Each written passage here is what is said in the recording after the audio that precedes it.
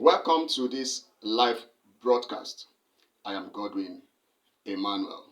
In our previous video, we discussed about divorce and what could lead to divorce in a family or home.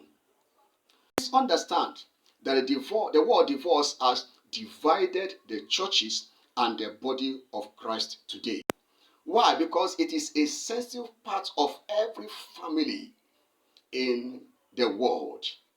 And more especially because the word divorce, marriage, and remarriage all came from the Bible. That makes it difficult for the members, the body of Christ, to know what actually to believe out of these scriptures. Now, please understand that from research, I discovered there are four major characters of the Bible that gave their laws or rules about the word marriage, remarriage, and divorce. And all these four we are going to be considering one after the other. And that is why I'm going to be splitting this video into segments. Please understand that from Genesis chapter number 2, verse 24, it said, "Therefore shall a man leave his father and mother, and shall cleave to his wife, and they two shall become one flesh." Now, you go back to Matthew chapter 19, verse number 6, Jesus saying, "What God has put together, the union that God has put together, let no man put asunder." That was Jesus confirming what the Father said in Genesis chapter 2. Now, back Jesus himself speaking in Matthew chapter 5, in verse number 32, he said, "Whosoever shall put away his wife, if not for fornication," he says, "such a one has committed adultery." That was Jesus giving rule or doctrine or command about divorce. You go back to Deuteronomy chapter 24, verse 1 to verse 3. Moses himself gave the foundation for divorce. He said, "Whosoever," is the admonish Christians to put away their wives if they now hate their spouse. If you hate your spouse, you no longer favor your spouse, you can put your spouse away. Now, in Malachi chapter 2, verse 16, God himself said, "I hate putting away." Now, these are conflicting opinions. These are conflicting ideas. And all of them proceeding from different characters of the Bible. Now, let me take you to Romans chapter 7, from verse 1 to 3. Paul himself writing, he said, "If you are bound to your spouse, do not think to be loose from your spouse." The same Paul the apostle conflicted it by saying in 1 Corinthians chapter number 7, verse 15, 27, and verse 28. He said, "If you have a spouse, and then such spouse is an unbeliever, and decide to put you away," he said, "don't bother going back to the spouse.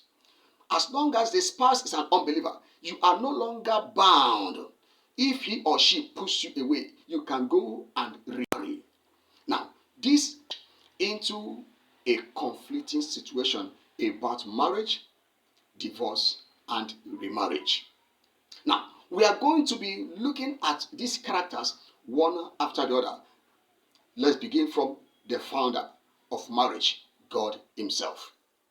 Please understand that God's perspective about marriage, or God's original plan for man in marriage, is one man, one wife, until death do them part. Speaking in Matthew chapter number 19, verse 4 to 6, Jesus confirming the word. He said, "Have you not read that he that made them in the beginning made them male and female?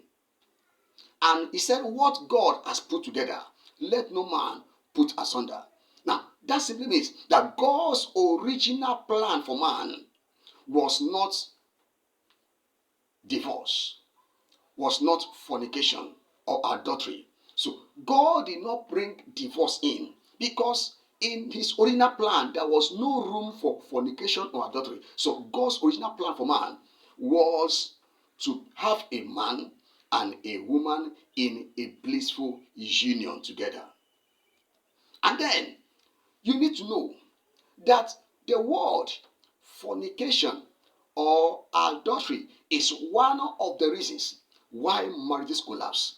And then, if you go back to scriptures, you will find out that that may be the reason, or that is the reason why Moses ordained the Israelites, the children of God, to involve in remarriage or divorce.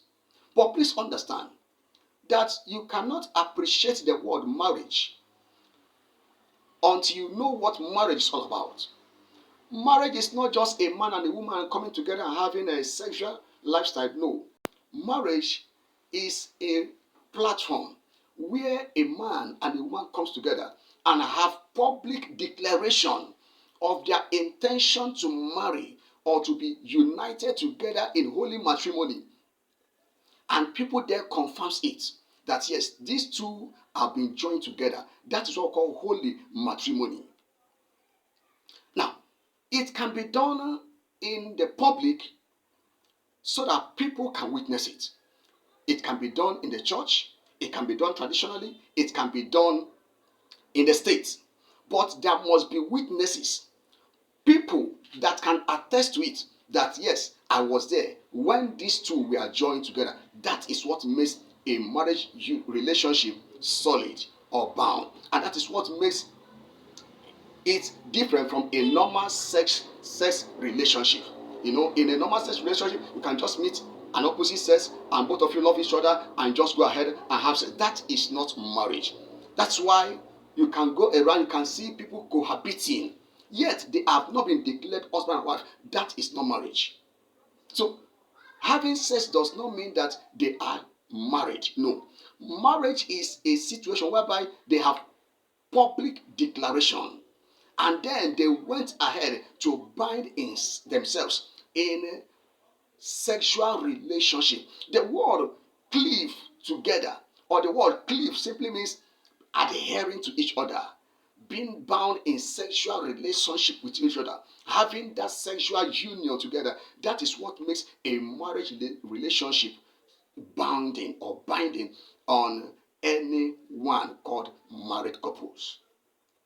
Now, if you go through the scriptures, you will see that a lot of people has misunderstood this and has misinterpreted it a lot, and that has led to a lot of people having conflicting ideas about the word marriage. But I want to understand that from the beginning, God's plan for man is not divorce, it's not remarriage. But in my next video, I will show you the genesis of divorce and why it was instituted. Please understand that all scriptures are instituted by the Spirit of God so that every child of God can be thoroughly furnished. So if divorce is in the Bible, it simply means it's biblical. If remarriage is in the Bible, it simply means it is biblical. But we are going to see the platform for which they came in, the reasons for which they came in, and if they are binding on the Christian, and if the Christians must be involved in it. God bless you. Do not go away.